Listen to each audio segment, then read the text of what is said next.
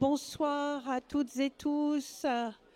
Merci beaucoup d'avoir répondu présent ce soir et d'être aussi nombreux à nous rejoindre pour cette séance désormais bien installée dans le paysage avec nos collègues de Paris-Malaquais, hein, puisqu'elle a lieu tous les ans. Yann et Audrey pourront présenter plus en détail le programme et le contexte dans lequel tout ça prend corps. Je voudrais juste dire un mot vraiment de remerciement extrêmement chaleureux à Laurent Lebon qui nous fait l'amitié de venir. C'est évidemment très difficile de présenter Laurent tant son parcours, son travail, ses expositions ont marqué, on marque encore beaucoup d'entre nous. Je voudrais, et évidemment, tout ce qu'il fait avec le centre et pour le centre et en dirigeant le centre, je voudrais simplement dire deux choses. D'abord, moi, à titre personnel, Laurent, il y a des expos qui m'ont beaucoup marqué et plus que d'autres. Et tu en as souvent été le commissaire, donc voilà. Je pense en particulier à l'exposition sur les dioramas, qui avait été pour moi vraiment très marquante il y a quelques années au Palais de Tokyo. Et puis aussi, te remercier parce que tu n'es pas seulement un grand commissaire, un grand président du centre, mais aussi, j'ai envie de le dire comme ça, c'est peut-être pas très habituel, mais un bon camarade. C'est-à-dire que tu es toujours présent auprès des institutions culturelles dans leur ensemble lorsqu'elles en ont besoin. Tu l'as été quand je dirigeais le Palais de la Porte Dorée auprès du Musée national de l'histoire de l'immigration. Tu l'es ici ce soir aux Beaux-Arts et tu l'es régulièrement à nos côtés. Et ça, vraiment, c'est un des aspects et un de tes traits de caractère qui est le plus, je trouve, remarquable et je voudrais t'en remercier chaleureusement. Ce soir, on t'accueille pour cette conférence. Donc, je vais surtout céder la parole à ceux qui savent, mais d'abord à nos collègues de Paris-Malaquais avec lesquels on organise ensemble ce workshop et ce travail et donc cette conférence. Et vous souhaitez à toutes et tous une très belle soirée en compagnie de Laurent Lebon.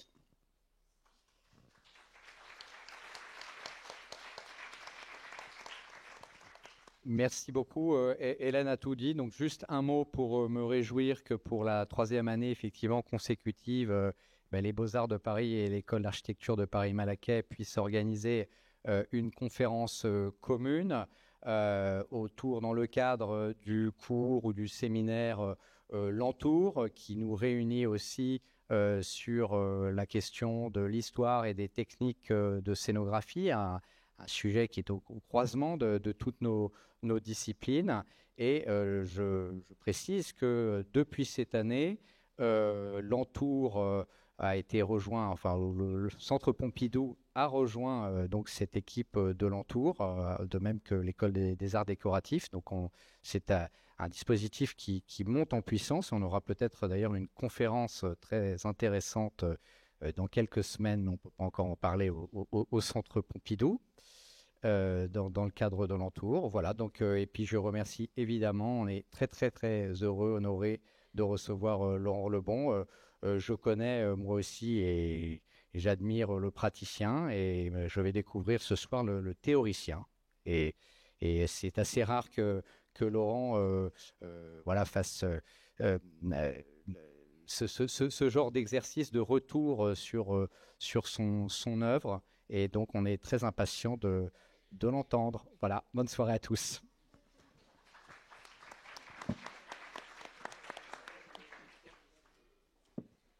Bonsoir à toutes et à tous. Nous sommes tous ravis, comme vous vous en doutez, d'accueillir ce soir Laurent Lebon. Je suis Audrey Illouz, je suis responsable de la programmation culturelle aux Beaux-Arts de Paris. Et je suis ce soir en compagnie de Yann Rocher pour cette session de penser le présent un peu spécifique, puisqu'elle est, vous l'aurez compris, inscrite dans ce beau partenariat avec l'Entour. Mon prédécesseur Alain Berland avait accueilli Françoise Vergès et Chris Dercon, et donc c'est pour nous un énorme plaisir ce soir, Laurent Lebon, d'être avec vous et d'avoir la chance de poursuivre avec vous. Je me plie à l'exercice qui consiste à vous présenter. Et vous êtes nombreuses et nombreux à le savoir dans cette salle, mais vous êtes conservateur général du patrimoine. Vous êtes président depuis juillet 2021 du Centre Pompidou. Mais vous connaissiez très bien ces murs, puisque vous aviez été entre 2000 et 2010 conservateur au Musée national d'art moderne, puis vous avez dirigé ensuite le Centre Pompidou-Metz jusqu'en 2014, avant de faire un petit pas de côté vers le musée Picasso et de revenir enfin au Centre Pompidou. Vous avez été commissaire d'une 50aine d'expositions, mais ce soir, c'est sur 7 d'entre elles que nous allons revenir. Et j'aimerais partager avec vous quelques souvenirs de visiteuses d'exposition. Alors, je ne vais pas être trop longue, mais en 2006, vous signez l'exposition Dada au Centre Pompidou. On n'y suivait pas un parcours tout tracé, mais au contraire, ce qu'il en reste, ce dont on se souvient, ce sont ces circulations où chacun pouvait se frayer librement un chemin dans l'esprit Dada, plus que dans même le parcours d'une exposition. On se souvient aussi de ce catalogue d'expositions qui a fait date en forme d'annuaire, de bottin, on aurait dit à une autre époque. Je pense que pour certains d'entre vous dans la salle, le mot bottin n'est peut-être et même déjà périmé, et où l'introduction se retrouvait à la lettre I et non pas en introduction. Donc ce catalogue a fait date. En 2009, vous co-signez l'exposition Vie, une rétrospective avec Mathieu Copland, John Armleder, Maïtou Perret, Clive Philippot et Gustave Metzger. L'exposition est de courte durée, un mois seulement, mais elle va faire couler beaucoup d'encre. À chaque espace et à chaque artiste son vide, d'Yves Klein à Robert Barry en passant par Maria Echorn. Mais désormais, il n'y a pas de cocktail et pas de cérémonial pour Yves Klein, mais un même principe curatorial, un cartel qui était placé au seuil de chaque espace vide dédié à chaque artiste et qui devenait comme ça une boîte propice à la méditation, à l'observation, chacun son impression. En 2010, vous signez Chef-d'œuvre au Centre Pompidou-Metz, et c'est l'exposition inaugurale du Centre Pompidou-Metz, chef-d'œuvre avec un point d'interrogation. C'est cette fois-ci la notion même de chef-d'œuvre qui est interrogée. Et c'est aussi une exposition qui offre l'occasion d'avoir hors de Paris un nombre considérable d'œuvres. Le dispositif scénographique est assez marquant. À rebours, on ne spoile plus. Mais je me souviens, en tout cas, j'ai cette impression de ce que j'appellerais une meurtrière, même si c'était vertical, prise dans un jeu de noir et blanc où le spectateur assumait vraiment clairement sa position de regardeur. Il n'avait pas le choix, d'une certaine façon. Certaines des expositions évoquées ce soir n'ont pas eu lieu au Centre Pompidou, mais dans d'autres institutions. C'est bien sûr l'exposition Jeff Koons au Château de Versailles, l'exposition Jardin au Grand Palais, l'exposition Cabinet de curiosité à Landerneau, ou encore l'exposition Diorama que mentionnait Hélène tout à l'heure au Palais de Tokyo et qui touche à la forme même de l'exposition, parce qu'une exposition sur les dioramas, c'est une exposition sur l'exposition. Et parmi l'immense champ de réflexion qu'ouvrait cette exposition, elle nous a aussi laissé la possibilité à nous, spectateurs, qui ne pourront jamais réellement connaître l'expérience théâtrale du diorama de Paris de Daguerre et Bouton, de l'entrevoir dans le parcours de l'exposition. C'était assez inattendu à travers une œuvre transition, Naguère Daguerre, de Jean-Paul Favant. Et ce moment d'exposition aussi qui reste très prégnant au milieu de toutes ces œuvres. Comme on peut le lire dans le catalogue de cette exposition, il est écrit « Cette exposition se place dans la lignée des expositions impossibles Et je suis sûre que nous allons revenir ce soir à la question des expositions impossibles. Et c'est sur ce constat que je laisse la place à Yann Rocher. Oui, je voudrais compléter le propos d'Audrey par 3 idées. La première, c'est que nombre de projets de Laurent Lebon semblent confronter le genre de l'exposition à une difficulté, pour ne pas dire une forme d'impossible. L'exposition est à la preuve quand elle assume le kitsch face à l'impératif du bon goût. Je pense là à Nain de Jardin. L'exposition se fonde volontairement sur une contradiction quand elle institutionnalise un courant artistique qui nie par définition toute classification et canonisation par le musée. Vous aviez deviné, je pense cette fois à Dada. Je vois une autre forme de paradoxe dans le geste d'exposer des cabinets de curiosité au pluriel, une sorte, je cite, de méta-cabinet de curiosité regroupant 16 expositions en une seule, car le merveilleux qui se dégage de ce type de lieu repose généralement sur le caractère unique et quelque part incomparable de la collection. Et s'il fallait forcer le trait, c'est sans doute vide, qu'Audrey a déjà décrite, qui pousse cette logique le plus loin, puisque le parcours consiste en une série de salles débarrassées de tout artefact matériel. L'exposition n'est plus qu'un contenant, une mise en abîme du vide et une mise en crise de l'exposition comme genre, autrement dit, un questionnement radical en creux de sa valeur. La deuxième idée suppose un mouvement de caméra passant de l'œuvre à un ensemble d'œuvres et d'une exposition à un ensemble d'expositions, en partant du principe que si une exposition construit des liens entre des œuvres, un commissaire élabore sans doute des liens entre les expositions, et on peut se le permettre, du reste, quand on en a signé une 50aine. De ce point de vue, on est tenté de voir plusieurs généalogies parmi les opus de Laurent Lebon. Le jardin peuplé de nains à Bagatelle résonne avec les sculptures de Jeff Koons à Versailles. Les vitrines des dioramas fourmillent de détails autant que celles des cabinets de curiosité. La mise en boîte de Pompidou, amorcée par l'exposition Buren, se parachève possiblement dans les boîtes de l'exposition vide. Dada et chef-d'œuvre, enfin, se rejoignent peut-être sur un même point d'interrogation. Quel est le statut, quelle est la place d'une œuvre au sein d'une collection?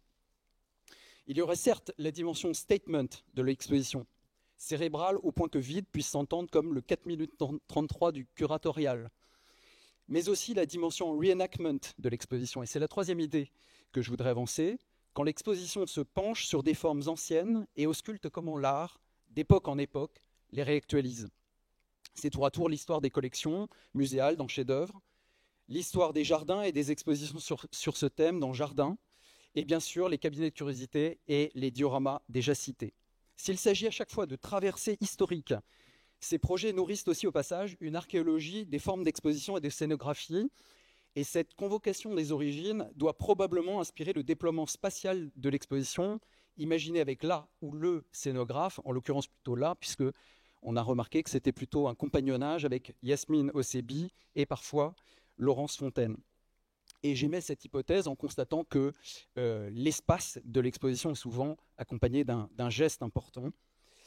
Or, ces aspects nous intéressent vivement avec mes camarades de l'entour, donc ce cycle de scénographie qui réunit, outre les Beaux-Arts et Paris-Malaquais, le pavillon de Beaulieu Malaquais, l'école des Arts Déco et plus récemment le Centre Pompidou, grâce à Stéphanie Quentin-Biancalani, mais aussi à votre soutien, Laurent Lebon.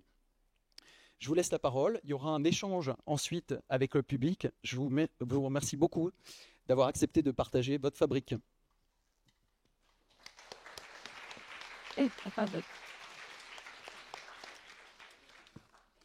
Écoutez, cher Audrey, cher Yann, je peux partir, je crois. Ça chauffe sec, mais bon, ça fait un peu étrange d'être dans ce lieu magique et d'entendre sa vie un petit peu comme ça, traverser les moments, et puis finalement de se rendre compte qu'un vieux mâle blanc, au Centre Pompidou qui s'occupe de la photocopieuse et du papier toilette, peut venir parler un petit peu de son passé curatorial. Mais en tout cas, un grand merci pour votre invitation. Je crois que nos deux sympathiques directeurs, Hélène et Jean-Baptiste, ont oublié d'annoncer les choses et ont oublié de dire qui était le futur directeur de l'école des Beaux-Arts et que c'était la fusion entre les 4 établissements. Non, c'est ça, non? J'ai raté un épisode. Ah oui, non. Bon, ça fait rire personne. Bon, en tout cas, 1000 merci aux Beaux-Arts à Paris-Malaquais, à l'École des Arts Décoratifs, au Centre Pompidou. Un clin d'œil à notre nouvelle curatrice star, Stéphanie, qui a eu cette idée. Et puis, un petit clin d'œil appuyé au pavillon Bozio. Pourquoi ? Parce que, je vais vous faire la révélation ce soir, le Centre Pompidou ne ferme pas. Il se métamorphose. Et alors, on se métamorphose, on est à Lille. J'espère que vous serez peut-être avec nous dès mercredi et sinon un peu plus tard à Metz avec un jeune artiste qui débute, j'ai oublié son nom, Maurizio, un truc comme ça, qui s'est spécialisé dans la banane ces temps-ci. Donc il y en aura 2 de plus à Metz. Et puis Monaco, voilà. Et oui, cet été, ne ratez pas le Grimaldi Forum. Et donc le pavillon Bozio, je ne sais pas si le pavillon Bozio sera de la fête, j'imagine, mais avec grand plaisir. Voilà, donc ça me fait tout drôle de vous parler. Alors, j'ai découvert tout à l'heure le temps de conférence. J'avais prévu 3 heures de conférence, mais finalement, bon, je vais réduire un petit peu parce que je crois qu'il y a l'idée des questions et ça me fera très plaisir d'y répondre. Je vois que des personnes sont debout. Ça, c'est super chiant. Il reste encore quelques places. Et comme ça, maintenant, vous êtes bloqués pendant 3 heures. Il y a le côté performatif. Vous savez, c'est un petit peu comme les diplômes des Beaux-Arts. On les enfermait combien de temps ? Non, c'est ça, une journée. Et puis, il fallait sortir le truc. Voilà, donc là, vous allez devoir tenir jusqu'à minuit. Mais bonne nouvelle, qui dit fusion, dit fête au village. Et donc, ne partez pas, champagne et caviar à la fin. Et oui, c'est une idée d'Hélène. Je la remercie. Il fallait faire simple pour un grand moment. Je crois qu'elle a été ramasser tous les débris suite à l'orage. Et donc, on va pouvoir aller fêter ça. Et oui, vous savez que c'est un moment de grande joie en ce moment. Vous avez remarqué comme le monde est dynamique et autre. Voilà. Donc, depuis quelque temps, c'est-à-dire une trentaine d'années, je commence toutes mes conférences avec un nain de jardin pour vous dire bonsoir. Voilà, c'est une manière aussi de partir plus vite. Bon, là, je vais rester. Voilà, parce qu'en fait, je ne connais pas grand-chose au monde curatorial, mais en revanche, je suis un pas trop mauvais nanologue. Voilà, un spécialiste des nains, comme ça a été rappelé par Yann. Merci de m'avoir remis encore. C'est un peu comme le sparadrap du capitaine Haddock, mais finalement, c'est pas mal. Alors ce soir, je sens un public pas encore tout à fait conquis. Je vais voir combien de personnes vont partir. Alors pour celles et ceux qui veulent quand même partir, je précise qu'il y a une sortie à la fin. Et comme vous êtes plongé dans le noir, vous pouvez partir discrètement. Voilà, donc je m'en vexerai évidemment très forcément, parce qu'il y a beaucoup d'amis ce soir, mais quand même, n'hésitez pas quand vous en avez vraiment ras-le-bol. Voilà, donc le nain, il m'accompagne, et finalement, je me suis dit que c'était assez drôle. Alors, ce soir, il est lié un petit peu au sujet, parce que c'est lié à une exposition de 2000, mais je montre toujours cette diapositive. Alors cette slide, comme on dit aujourd'hui, au début de quelconque conférence sur n'importe quel sujet. Et je vous assure que, par exemple, à Matignon ou à l'UNESCO ou autre, c'est assez drôle, ça perturbe un peu. L'idée m'était venue d'un conservateur qui était un spécialiste de la grotte de Lascaux et qui avait paumé son carrousel de diapositives entre 2 avions. Et donc, il m'avait dit, depuis ce jour-là, je fais ma conférence avec une seule diapositive. Voilà. Et il tenait sur tout sujet. Voilà. Donc là, pendant 3 heures, je vais vous parler des expositions.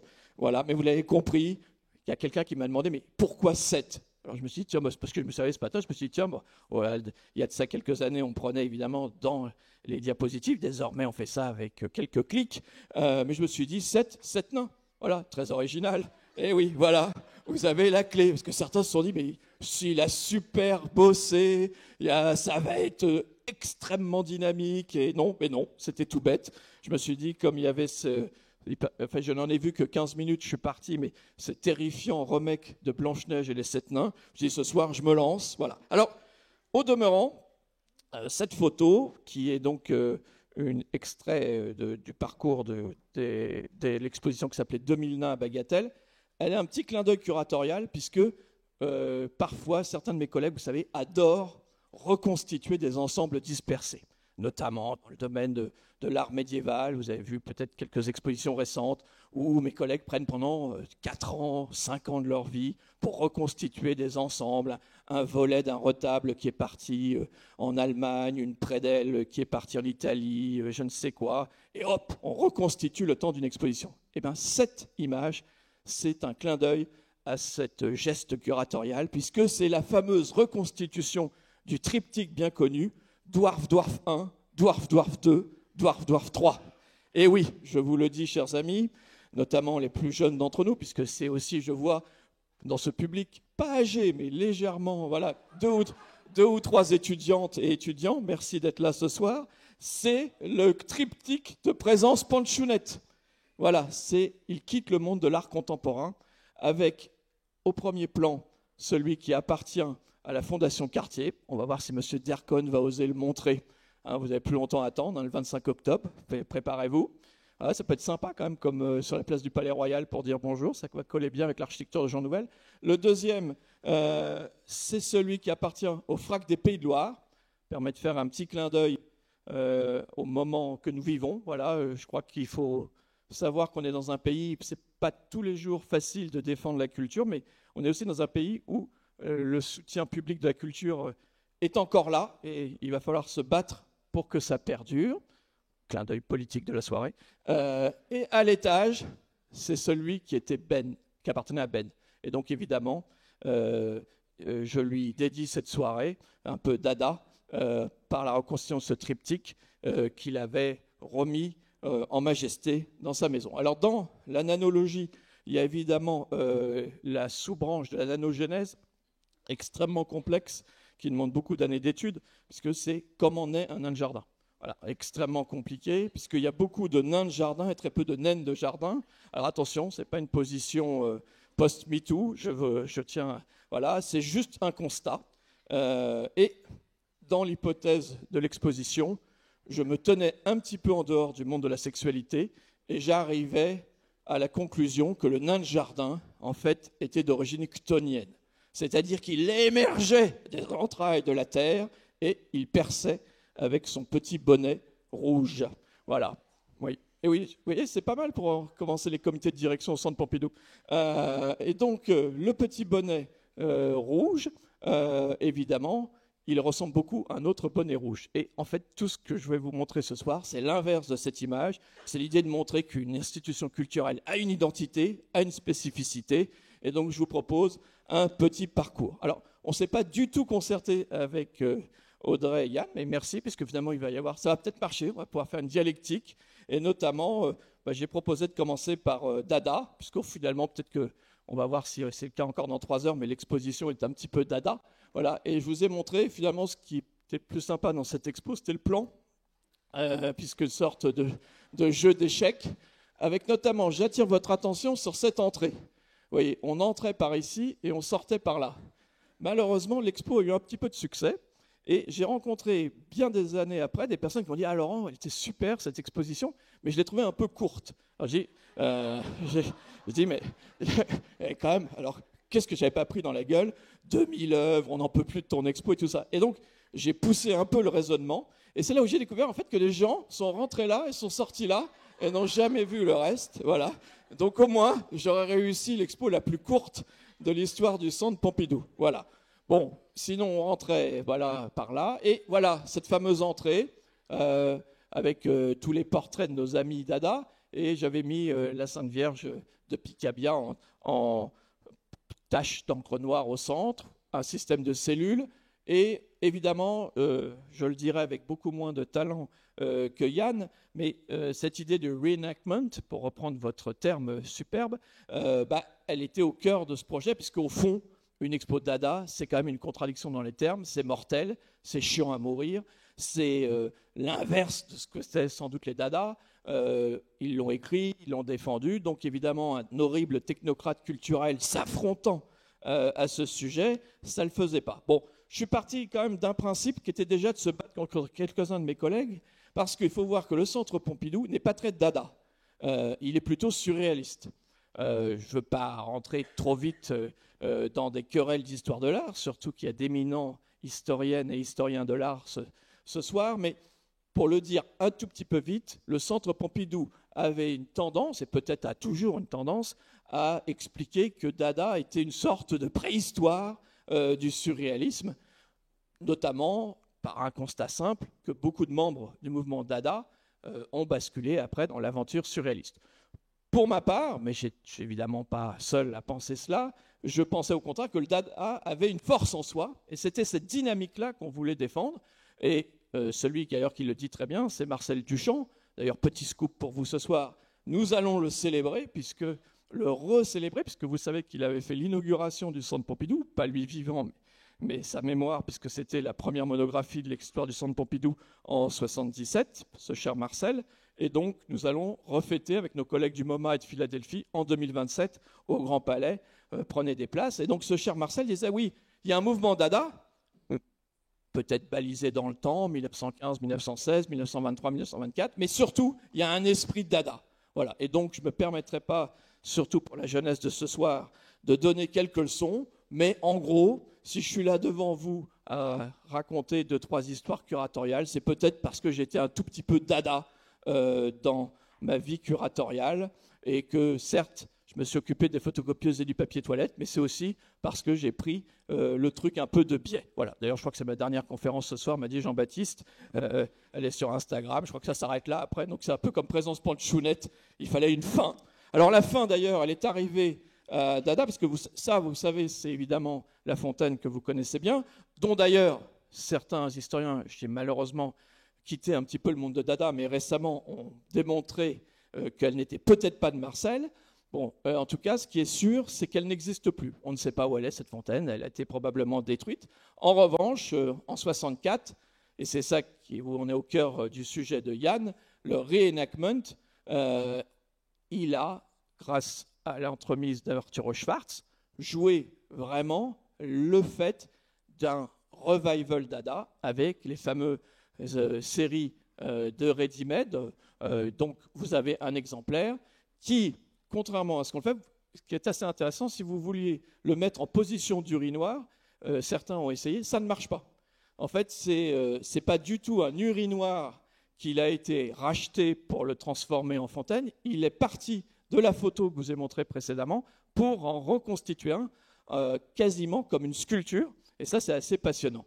Ce qui s'est passé aussi, c'est que tout est Dada, puisqu'un jour, je visitais l'exposition, comme on le fait parfois après pour rentrer dans les détails, faire découvrir ce qu'on a pu vouloir défendre, et je vois un personnage monter sur le socle et dire « Dada, Dada, Dada », il ouvre son pantalon, il urine dans l'urinoir, et il détruit l'urinoir. Voilà. Et donc, nous avons eu quand même un geste Dada, alors je n'osais pas apporter l'image, et ce que peu de gens savent, c'est un artiste, Pierre Pinoncelli, qui nous a quittés, c'est qu'à ce moment-là est né un procès Dada, c'est-à-dire qu'il y avait tout un débat, est-ce qu'on va ou non poursuivre l'artiste, puisqu'il avait fait une performance Dada, donc il fallait être Dada jusqu'au bout, et donc respecter la geste artistique. On a longuement débattu, finalement le Centre Pompidou a décidé de l'attaquer, on a gagné, et là c'est passé un autre débat, comment fallait-il restaurer l'œuvre détruite ? Ce que vous ne savez peut-être pas, c'est qu'elle avait été déjà détruite dans une expo de Jean-Pierre Cliqui au Carré d'Art de Nîmes, donc elle avait été déjà restaurée.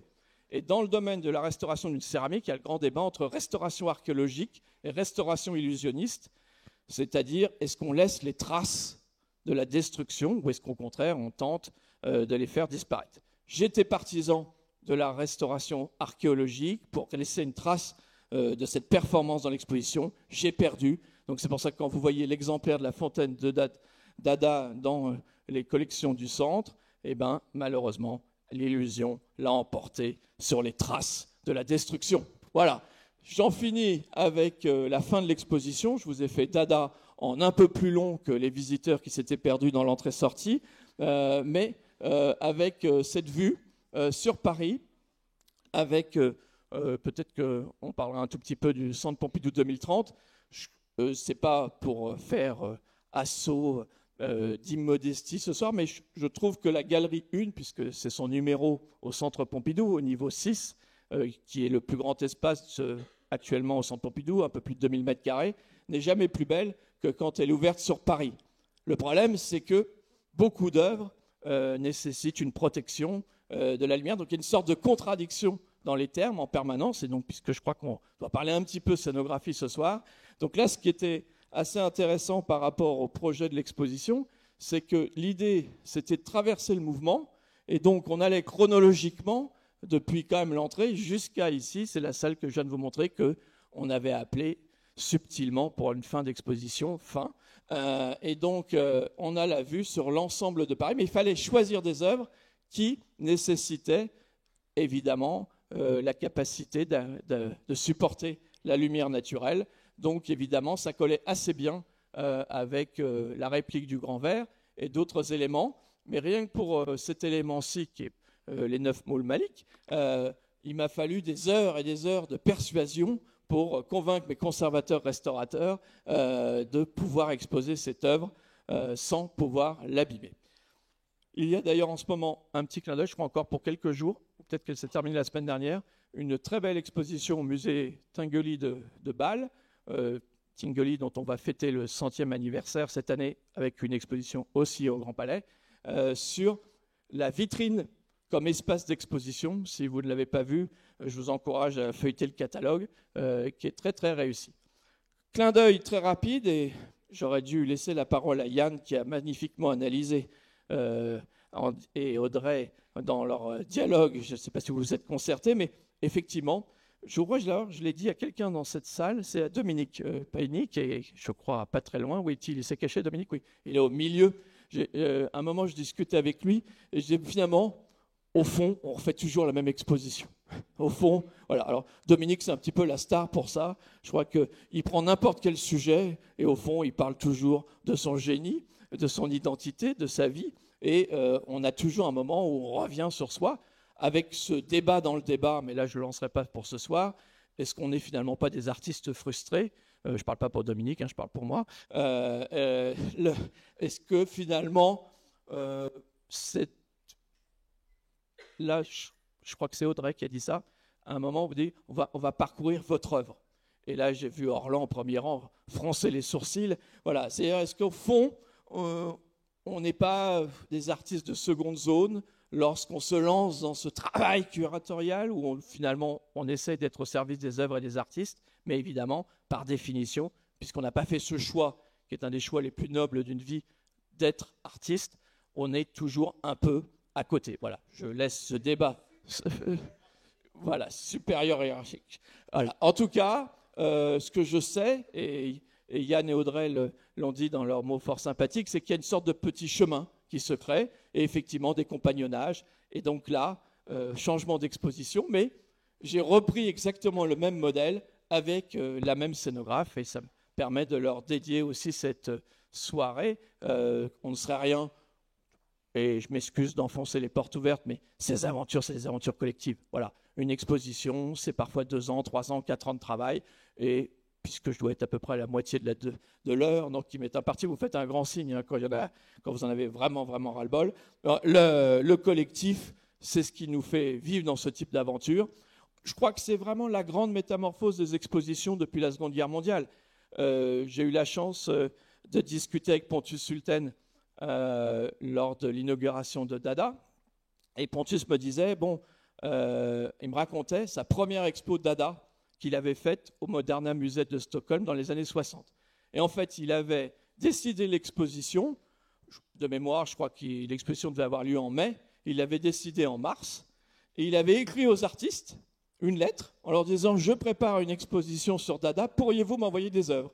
Et il avait reçu les œuvres, à l'époque de beaucoup de Dada qui étaient encore vivants, et il avait fait l'exposition avec, en 2 mois. Voilà. Et ça, je trouve Pontus, peut-être ne le savez-vous pas, était lui-même un artiste. Hein. Il a commencé comme peintre, mais au fond, dans ce geste-là, quasiment une œuvre de Mellard, je trouve qu'il y a toute la dynamique d'une exposition. Aujourd'hui, on doit se le dire, aux Beaux-Arts de Paris, comme au Centre Pompidou et ailleurs dans une institution muséale, c'est devenu un petit peu plus strict, c'est devenu un petit peu plus cadré, c'est devenu un petit peu plus contraint, et peut-être qu'on a perdu un petit peu de la magie de ces moments curatoriaux. En tout cas, moi j'aime les compagnonnages et j'aime redire, peut-être raconter la même histoire, et du coup, dans cette exposition, Cabinet de curiosité à Landerneau, j'ai repris le système de Dada, mais en le renversant complètement, c'est-à-dire que pour le coup, là c'était un vrai jeu, il n'y avait pas de sens chronologique, même si on commençait avec ce très beau tableau en trompe-l'œil, qui est en fait un cabinet de curiosité qui est conservé à Florence, et on parcourait comme ça l'exposition avec quelques moments divers et variés. Je vous fais passer très rapidement, puisque voilà. Alors ça, j'essaye dans chaque exposition d'avoir toujours un clin d'œil à Georges-Henri Rivière, pour moi un des plus grands dans le domaine des expositions, Et là, c'était un petit clin d'œil à ces vitrines du Musée national des arts et traditions populaires. Vous savez qu'on l'appelait le magicien du fil de nylon.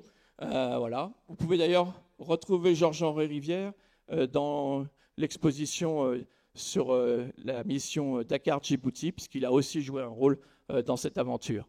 Voilà. Alors évidemment, une exposition, c'est une quête, hein, avec toujours des choix d'œuvres un peu intrigantes. Ici, des plantes en cire. J'aime dans les expositions, finalement, de manière très simple, et j'ai choisi aussi cette image puisqu'on est dans une institution qui a une des plus belles collections d'anatomie. Alors celle-là, ce n'est pas celle des Beaux-Arts de Paris, mais malheureusement, elle est en caisse. C'est celle du musée de Montpellier. Elle est conservée à Montpellier et malheureusement, on ne peut pas la voir ou qu'en partie. Et je trouve que c'est une des tristesses du moment. Ici, un petit clin d'œil aux collectionneurs, sans qui on ne saurait rien pour une exposition. Antoine de Guelbert, Jean-Jacques Lebel. Et puis, révéler des choses, terminer, raconter une histoire, évidemment le temps. Ça, c'était pour la première fois l'exposition de la collection de sabliers de Jacques Attali, qui passe toujours, je crois, il continue à collectionner des centaines et des centaines de sabliers qui, je trouvais, collaient bien avec cette idée du cabinet de curiosité. Après cette aventure Dada, après cette aventure curiosité, un petit pause au milieu de la conférence avec le vide. Et là, je crois qu'on est au cœur de votre proposition de reenactment, puisque ce sont les images de l'exposition originelle sur le vide, qui s'appelait d'ailleurs pas le vide. Hein. On la résume au vide, c'est Yves Klein. Et l'idée avec mes camarades commissaires, c'était de savoir comment, dans une exposition, on pouvait tenter d'évoquer ces gestes extrêmement radicaux. On en avait repéré une dizaine au XXe siècle, d'artistes qui ont décidé de vider un espace et de l'exposer ainsi. Partant d'un principe simple, c'est qu'évidemment, par principe, ces expositions n'existaient plus et étaient liées à un espace particulier. Donc il y avait une sorte de contradiction dans les termes. Et évidemment, pour moi, c'était l'idée que le musée, c'était pousser au fond les contradictions du musée, l'impossibilité d'exposer. J'avais proposé ce projet un certain nombre de mois, d'années, m'a été souvent refusé. Et puis à la fin, par dépit, parce que parfois je suis un peu tenace, le responsable de l'époque me dit « Oui, bon, tu peux faire cette exposition, mais à une seule condition, c'est qu'elle ne coûte rien. » Donc voilà, je me suis lancé. Et c'est pour ça que vous le repérez peut-être au sol. L'exposition, elle avait une petite particularité. C'est pour ça que j'ai mis 7 lieux, 7 expositions. Ce n'est pas la galerie que vous avez vue tout à l'heure pour Dada, c'est un autre lieu. C'est le musée au niveau 4, c'est-à-dire le niveau dit des galeries contemporaines. Et donc en fait, vous passiez de l'espace du musée, qui serait un peu sur la gauche ici, vous arriviez et sans transition, à part ce texte, vous aviez l'arrivée dans l'exposition. Donc une exposition passionnante, hein, une quinzaine de salles vides avec un cartel et dans la galerie centrale des espaces, des textes qui expliquaient le contenu de chaque exposition. Et est arrivé évidemment ce qui devait arriver, c'est-à-dire qu'il s'est passé exactement la même chose que pour l'expo Yves Klein. Ce que racontent les témoignages de l'époque, c'est que quand les visiteurs sont arrivés dans la galerie d'Iris Clair, ils ont vu cet espace vide, ils se sont énervés pour certains d'entre eux, ils ont saisi leurs crayons, leurs stylos, et ils ont commencé à écrire sur les murs, ce qu'on ne fait pas vraiment dans un musée. Et donc là, vous veniez de Picasso, Braque, vous arriviez dans cette partie du musée, et au bout de 2 jours, les murs se sont retrouvés couverts de graffitis. Et là, cauchemar, au centre Pompidou, on utilise une peinture blanche spécifique, dont chaque pot coûte une fortune. Donc il a fallu tout repeindre. J'ai été viré et ils m'ont envoyé à Metz. Voilà. Voilà. Et me voilà à Metz. Alors, bon, je fais un petit peu vite, mais c'est à peu près comme ça que ça s'est passé. Metz jour, Metz nuit. Et attention, chers amis, moment important de la conférence, tour de magie. Je crois qu'il y a quelques étudiants et étudiantes en architecture dans cette salle. Sur l'écran, l'image du concours du Centre Pompidou-Metz. Et attention, attention, mesdames et messieurs, l'image de la réalisation ressemble à l'image du concours. Oui, nous l'avons réussi, nous l'avons fait. Ce n'est pas toujours le cas. Bon, Il y a Jean-Baptiste qui rit un tout petit peu. Oui, puisqu'en général, on a du mal à respecter. Il y a comme parfois un petit peu de transition. C'est des concours publics, mais bon, voilà. Oui, c'est la galerie qui donne sur la cathédrale, et voilà la réalisation. Une galerie vide. La particularité, on a énormément travaillé le sol, puisque le thème de la soirée est la scénographie, je le dis, puisque dans le domaine de la scénographie, un des grands enjeux, c'est la flexibilité. Ouh là là, la salle polyvalente, la salle multifonction, vous savez, celle dans les municipalités où on fait le mariage, le concert, le truc. Donc dans les expositions, c'est on invite Orlan, on invite Madame Wilson, on invite là, et il faut que l'espace soit possible pour tout le monde. Voilà. Et c'est quand même assez difficile. Ça coûte une blinde et on cloisonne pas forcément facilement lorsque vous avez la climatisation et le chauffage qui viennent sur des grilles et autres. Donc ici, petite particularité dont tout le monde nous a dit pendant les 3 ans de la gestation que ça n'allait pas marcher, c'est l'ensemble du sol qui est perforé de millions de trous, ce qui fait que vous pouvez cloisonner comme vous voulez et vous pouvez garder l'hygrométrie et la température constante sans que vous ayez de problème. L'air de rien, 15 ans après, puisque nous fêtons donc mercredi les 15 ans du Centre Pompidou-Metz, il n'y en a pas une dalle qui a été abîmée et ça marche. Voilà, donc c'est un sujet, le fameux sujet de la neutralité de l'espace. Je crois qu'avec Audrey et Yann, vous avez de magnifiques enseignants, sans parler de l'ENSA, des pavillons Posio et du Centre Pompidou, puisque c'est l'entour, c'est ça, c'est les 5 ensemble. Mais Jean-Baptiste ne m'avait pas dit que vous fusionnez tous les 5. Enfin, je suis prêt à vous accueillir, ça serait super. Bon, alors, là, il y a beaucoup moins d'humour. Là, à ce moment-là, c'est l'aventure scénographique, évidemment, passe par le développement durable. Et donc là, peut-être en question tout à l'heure, je vous démontrerai que le développement durable ne passe pas que par la réutilisation d'éléments scénographiques. Mais je laisse un petit teaser pour tout à l'heure. Voilà. Alors, petit lien avec le sujet du vide. Moi, ce que j'adore dans les expositions, c'est le moment où les scénographies sont vides. Donc, mesdames et messieurs, ce soir, pour vous, en avant-première, l'expo chef-d'œuvre, expo inaugurale du Centre Pompidou-Metz. Alors, chef-d'œuvre, pourquoi ? C'est un petit peu comme le nombre 7. Les gens ont commencé à voir le chantier du Centre Pompidou-Metz apparaître. On a dit « Ah oui, bon, ça a l'air pas mal votre truc, c'est sympa. » Mais les chefs-d'œuvre vont rester à Paris. Et donc, pendant 3 ans, j'ai entendu cette rengaine.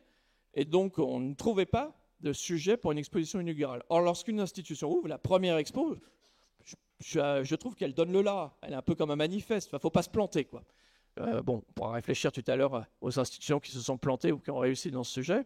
Je pense que chacun a son petite idée. Bon, et à force d'entendre ce mot, un jour, je suis revenu vers l'équipe. J'ai dit, écoutez, les amis, je crois qu'on a trouvé notre sujet d'exposition. Chef-d'œuvre. Mais on va mettre un point d'interrogation. Voilà. Et du coup, on s'est lancé dans cette aventure. Alors voilà le vide. Voilà ce qui avait beaucoup plu à Audrey, les meurtrières, vide. Voilà. Et là, le moment de l'arrivée des caisses. Et puis alors après, on ouvre les caisses. Alors là, bon, j'ai fait un petit moment démagogique. On a ouvert la première caisse avec le Giacometti. Et donc, là, j'ai convié les élus, parce que ce sont les collectivités territoriales qui financent le Centre Pompidou-Metz. J'ai dit, regardez, vous vouliez des chefs-d'œuvre? En voilà un. Savez-vous le prix de ce Giacometti? C'est le prix du Centre Pompidou-Metz. Bonne nouvelle, vous allez en avoir 1000 en plus. Je dis, bon, très bien, on fait l'expo. Voilà. Alors, comme bon, certains le savent, j'aime l'art contemporain, mais pas trop. Voilà, je plaisante. J'ai poussé le cas à la limite, et vous le voyez, un petit Georges de Latour. On était en Lorraine, hein, on ne se refait pas, mais Georges de Latour, peintre redécouvert, regard contemporain, comme Ligier Richier. Voilà, c'est comme ça qu'on a lancé le projet. Et voilà, un petit déroulé. Hein. Alors, Audrey en a touché un mot. Ça, c'était quelque chose qu'on voulait réaliser depuis longtemps. C'est amener le visiteur à une certaine frustration. Donc, vous rentriez dans la galerie et vous ne pouviez pas aller à l'œuvre. Vous étiez contraint. Hommage à Duchamp, hommage à une exposition d'Herzog et de Meuron, Perception Restraint. Et je voulais aller jusqu'au bout de l'histoire. C'est qu'en fait, vous passiez d'un bout à l'autre de la galerie en ne pouvant pas traverser directement le mur. Et là où c'était légèrement pervers, c'est que vous voyez que tous les chefs-d'œuvre qui sont ici n'ont aucun cartel. En fait, pour voir le cartel, il fallait se tenir dans cette galerie et se tourner. Donc, j'ai essayé d'apporter une contribution à ce débat sans fin du rapport du cartel à l'œuvre, du rapport du lisible et du visible. Bon, qu'est-ce qu'on n'en a pas pris plein la gueule, mais pour une fois, vous pouviez voir des œuvres sans avoir à lire et à vous prosterner. Voilà, c'est une proposition. Je ne dis pas qu'elle est parfaitement réussie, mais en tout cas, elle a eu le mérite de pouvoir vivre sa vie pendant 1 an et avoir un petit succès. Le musée imaginaire, la transhumance, donc là, autre clin d'œil à Jean-Jean Rivière. Bon, le Musée national des arts traditions populaires, une grande perte de l'histoire de nos musées, car, rappelons-le ce soir, une fois de plus, les musées ne ferment pas, ils se métamorphosent, mais ils meurent aussi. Et oui, malheureusement, les musées meurent. Jean-Baptiste, qui a travaillé au cabinet de la ministre de la Culture, tient à votre disposition la liste des musées fermés et morts de notre pays. Voilà, une liste secrète et confidentielle. Jean-Baptiste, vous me le disiez, mais je crois que vous allez la révéler ce soir. Voilà, les musées encaissent. Voilà. Et là, le final, donc vous avez vu tout à l'heure cette galerie avec vue sur la cathédrale, qui, pour moi, était le vrai chef-d'œuvre de l'exposition. La citation est parfois attribuée à Pierre Bonnard, parfois à Ellsworth Kelly, parfois on dit que c'est Ellsworth Kelly qui a lu ça dans les écrits de Pierre Bonnard. Mais enfin, en gros, les deux disaient que finalement, ce qu'il y a de plus beau dans un musée, c'est la fenêtre. Voilà, et donc, évidemment, à Metz, c'était la fenêtre donnant sur le chef-d'œuvre de la cathédrale. Donc, c'était un petit clin d'œil pour la fin de l'exposition. Et là, un petit clin d'œil, puisqu'il y a quelques personnes ce soir qui étaient là pendant cette soirée d'inauguration du Centre Pompidou-Metz.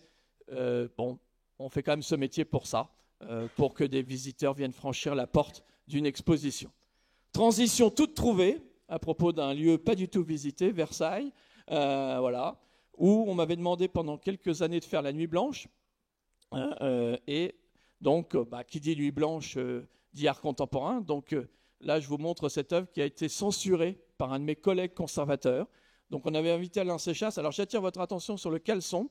Ce ne sont pas des fleurs de lys, mais des bananes à éplucher. Un petit lien avec Maurizio Cattelan et notre ami Fume. Et on l'avait calé exactement dans cette magnifique pièce du mobilier versaillais. On ouvre l'exposition et le chat d'Alain disparaît. Et merde. Enfin, alors j'ai dit, enfin, bonne nouvelle, on va enfin parler de l'exposition, parce qu'un vol, ça n'a rien de tel pour bien faire parler d'une exposition. Voilà. On cherche. C'était un conservateur qui m'avait fait la leçon pendant 1 an, m'expliquant que c'était un scandale de mettre de l'art contemporain à Versailles, alors que pour la petite histoire, tout ce que vous voyez autour est faux. Hein. Vous l'avez même vu parfois reconstitué, redécoré, et ainsi de suite. Il avait pris l'œuvre et il l'avait mis sur son armoire de bureau. Voilà. Enfin, quand même. Voilà. Ah, je l'ai oublié, il est parti à la retraite. Voilà. Donc ça, pendant 3 ans, on a fait. Donc tout à l'heure, Yann a évoqué Daniel Buren. Je vous montre cette œuvre parce que c'est une œuvre de Daniel qui a été très peu vue, mais qui est juste une folie sur Terre. C'est une anamorphose. C'est-à-dire qu'en fait, là, on est au point de vue au-dessus du parterre de l'Atone. Et vous avez un carré. Mais pour faire un carré au niveau du point de vue de l'Atone, en gros, les pièces de bois blanc que vous voyez là font la taille de cette salle, et alors qu'ici, c'est la bande de 8 cm 7. Voilà, donc vous voyez le rapport de perspective que j'aime bien. Alors, on a fait beaucoup la fête, notamment là j'avais amené, là, c'est les petits jeux curatoriaux, c'était la plus grande boule à facettes du monde, ne ratez pas l'expo disco, très bien. Et un petit hommage à Gino De Dominicis avec Calamita Cosmica qu'on avait pu aligner. Avant, donc pendant 3-4 ans, je montre ça, et au bout de 4 ans, je rends mon tablier, je dis bon, c'est bon, j'ai passé c'était le temps de passer le tablier, de passer à autre chose. Et le nouveau président de l'époque me dit non, écoute Laurent, si tu as une idée, vas-y. Et donc je dis on faisait ça pendant Nuit Blanche, beaucoup d'énergie. Alors c'était pendant 2 soirs. Mais peut-être qu'on pourrait changer de concept et inviter un artiste à être pendant une saison. Et pour que ça ne fasse pas trop de polémique, alors j'avais dit une connerie, on va peut-être la faire gratuite. Et donc pour la faire gratuite, je dis le plus simple, c'est de la mettre dans les grands appartements du roi. Et je corrige parfois quelque chose que vous avez entendu. Non, je n'ai pas reçu un ordre pour inviter Jeff Koons à Versailles. Non, Ça n'a pas été une vue d'en haut. C'est une proposition que j'ai faite avec un principe simple curatorial. Pourquoi Jeff Koons? Ça m'a été beaucoup reproché, parce que j'ai dit, c'est un artiste connu, il était à l'époque, mais dont l'œuvre n'avait quasiment jamais été montrée en France. Encore à l'heure où nous nous parlons ce soir, il y a un seul Jeff Koons dans une collection publique, c'est au FRAC Aquitaine. Voilà. Donc, je me suis dit, quitte à faire ce métier, montrons les vraies œuvres de Jeff Koons, et pourquoi pas dans un cadre un peu particulier. Donc le principe était d'implacable logique, une œuvre, une salle. Voilà. Donc on peut faire un petit tour. Voilà. Si vous n'aviez pas vu l'exposition, un peu vite, mais je vois que le temps passe. Voilà. Alors vous voyez des échos très subtils. Voilà. Alors là, celle-là, c'était, donc vous avez reconnu la chambre de la reine. C'est le moment où les visiteurs qui détestaient Jeff Koons me disent « Ah, enfin, il n'y a plus de Jeff Koons. » Mais si, il est là. Voilà. Ouais. Alors, ceux qui détestaient vraiment Jeff Koons, je leur disais « Écoutez, il y a une bonne nouvelle. Grâce à Jeff Koons, vous allez enfin pouvoir voir les plafonds de Versailles, qui ne sont pas les éléments les plus ratés de la décoration. » Voilà. Donc, du coup, voilà, vous aviez les visiteurs qui faisaient une performance. Voilà, c'est cette œuvre qui appartient au FRAC Aquitaine. Un petit cœur pour la fin. Et beaucoup de gens ont malheureusement raté dans le jardin le split rocker qu'on avait installé avec les jardiniers de Versailles. Et au fond, je ne vais pas rentrer dans le détail de l'exposition, si vous le souhaitez tout à l'heure, ça sera avec plaisir, mais c'était évidemment un clin d'œil un peu lourd, peut-être, je m'en excuse, mais au génie des jardiniers de Versailles et de cette fameuse anecdote du changement des parterres de fleurs que les rois successifs demandaient très régulièrement. Alors, on joue toujours sur le rythme. Certains disent oui, le matin était différent de l'après-midi. Dans la réalité, c'était un petit peu plus compliqué, mais il y avait ce génie du parterre floral, et je pense que le split rocker était un petit clin d'œil à ce sujet. Voilà. Et ensuite, on a continué.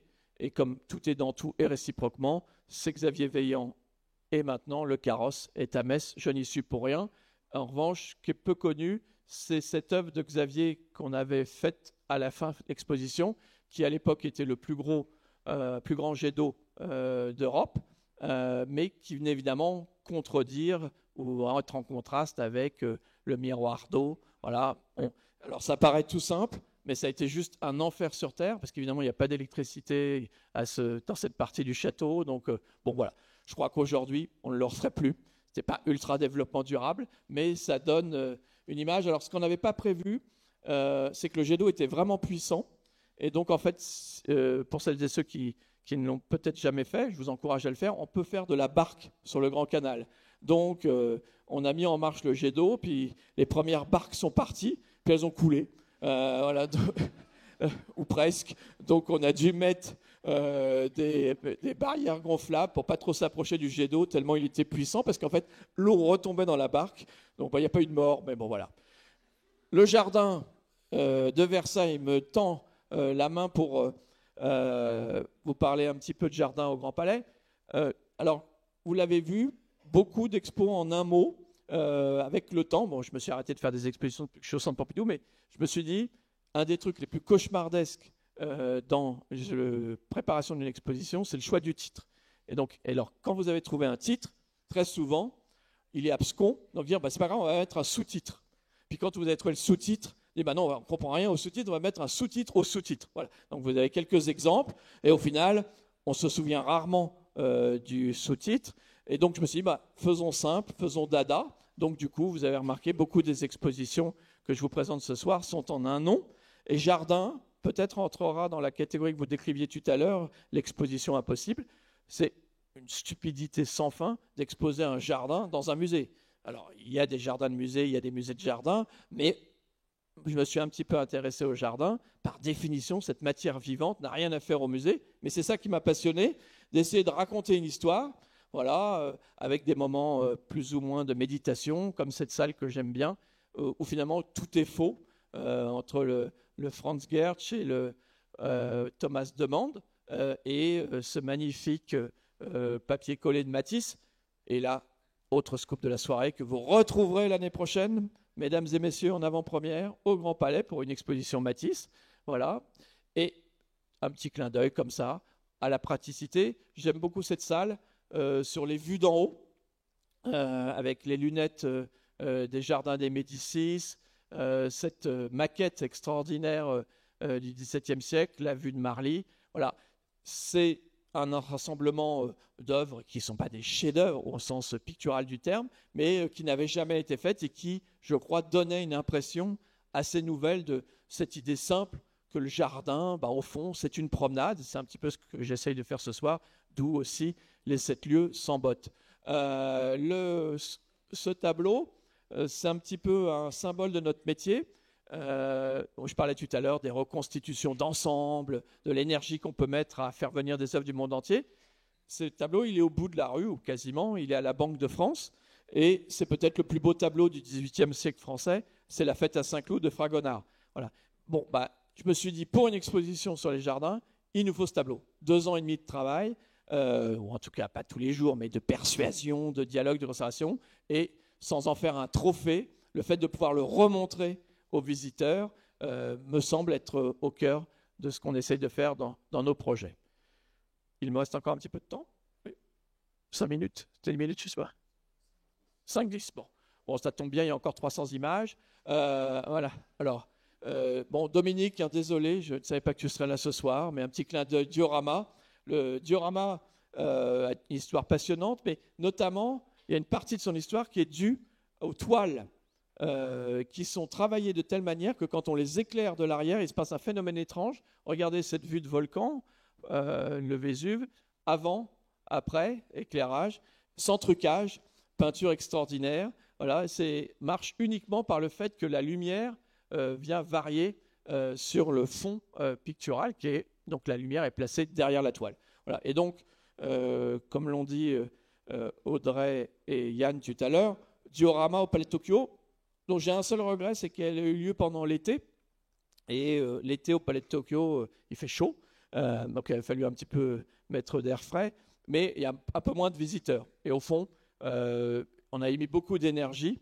Et bon, c'est un petit peu dommage, elle n'a peut-être pas eu le succès, pas forcément le succès de critique, ça évidemment je vous laisse juger, mais j'aurais aimé qu'elle ait un petit peu plus de visiteurs parce que je crois qu'elle montrait une énergie, ou en tout cas un point de vue sur l'art contemporain un petit peu différent, en essayant de partir évidemment du diorama traditionnel, mais au fond, ce qui était passionnant dans cette exposition, là j'aime beaucoup cette série de photos, avec les êtres humains qui viennent nettoyer les dioramas du Muséum d'histoire naturelle de New York, avec évidemment des clins d'œil aux grands dioramas et artistes que vous connaissez. Ça, c'était la première fois qu'on les exposait. C'est Ansem Kiefer, qui est connu pour faire des œuvres de petite dimension.